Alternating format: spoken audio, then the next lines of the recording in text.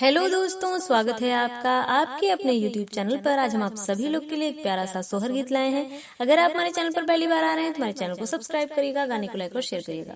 पातर राही पातर रैली तपिया से अरज करई, पिया से अरज करई हो मोर पियवा जो मोर हुई हई ललनवा कवाना सुख देव्या हो, कवाना सुख देवे हो मोर पिया जो मोर हुई हई ललनवा कवाना सुख देव्या, कवाना सुख देव्या हो।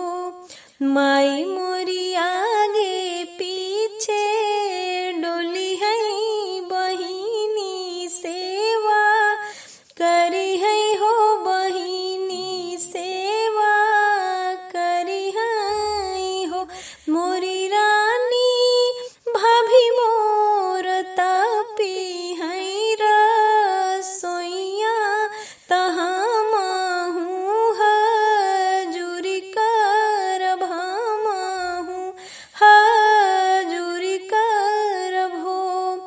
8 महीनावा के बीतत नवाए के हो, लागत नवाए के हो, लागत हो मोरी सखिया उनके तजन मेला लनवा अंगनवा उठई सोहर, अंगनवा उठई सोहर हो।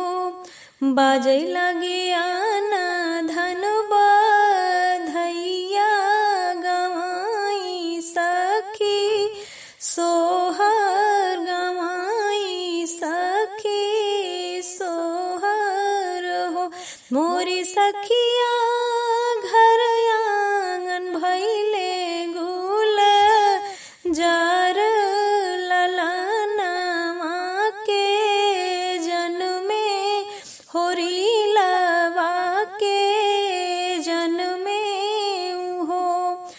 रानी जे राजा के बोलामई बगल बई ठामई, बगल बई ठामई हो मोर पिया जवन बचन तूहू मान्या त सब कुछु पूरवौ हो कि सब कुछु पूरवौ हो। माई मोर भाईली पूरनिया बहिनी ससुरैतिन, बहिनी ससुरैतिनी हो मोरी धनिया भाभी जे बाटी पर देसवा तहाँ मारो के छुट्टी नाही, हमहू के छुट्टी नाही हो मोरी धनिया